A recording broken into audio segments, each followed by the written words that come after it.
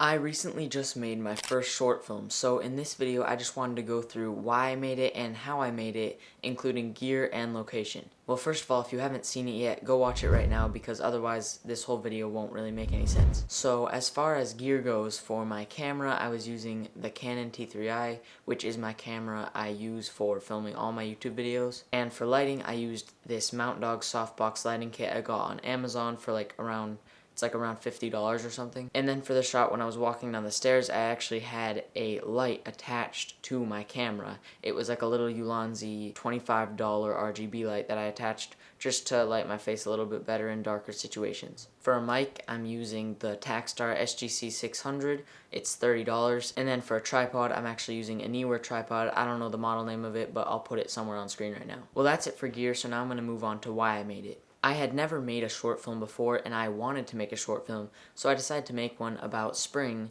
because it was just fitting with the time of year it was, and I just thought it would be kind of a cool idea. So for the opening shots inside, those were pretty straightforward. All I did was I just took shots of me playing with that fidget cube thing. But this is where it gets interesting. When I sat up and I actually got out of bed and I started to go outside, that is when I attached my tripod to me and put a light on top of my tripod so it could kind of be like that POV shot.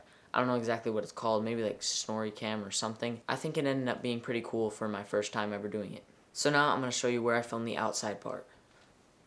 This is where I filmed the short film. Okay, I'm just kidding.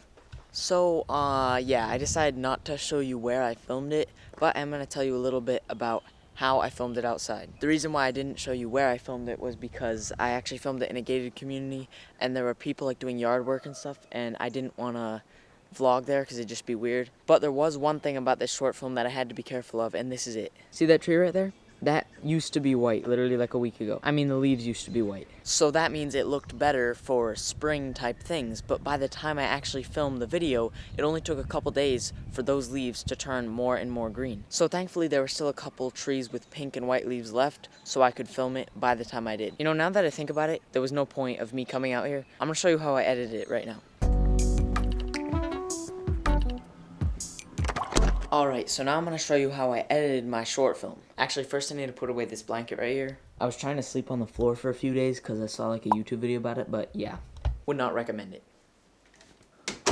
And guess who's trying to mess up my video? So first when I'm editing, I go into DaVinci Resolve and I find what clips I want to use for the video because I took extras and sometimes I redid something if I didn't know if I was going to like the first or second one better, so I just picked the ones that I like the best. And what I'm about to tell you I use DaVinci Resolve, but you can use a lot of different video editing softwares for this. Like DaVinci Resolve isn't the only one, it's just the one I use. So just for this transition here, where it transitions from indoors to outdoors, I took a shot that was overexposed for outside of me opening the door, and then I combined it with like a white flash fade thing to reveal like me standing outside, and I also mixed it with a ringing sound effect so that way it just kind of give that feel of transitioning from one scene to another, almost that dreamy feel. And then right after that transition I added music, and I get my music from a website called Slipstream. This video isn't sponsored, but you do get 5 free downloads a month, and that's enough for me considering I reuse songs in multiple videos. As far as color grading goes, I'm not that experienced,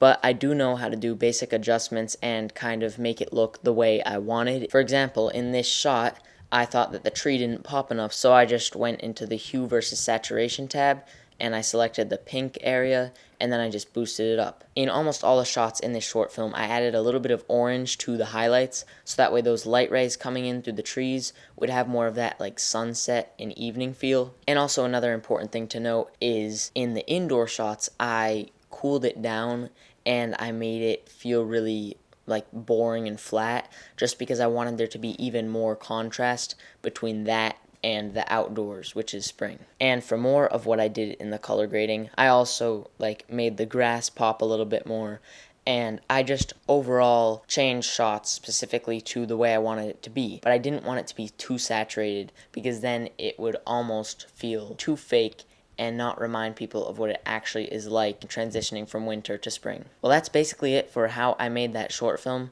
I know this video isn't really as straight to the point and compact as most of my other videos, so it's probably only for my core subscribers, but I just wanted to share with you how I actually made that short film. And I also made this video because of this comment right here. Well, I hope you enjoyed this explanation video, and I'll see you in the next one. Do you have anything to say?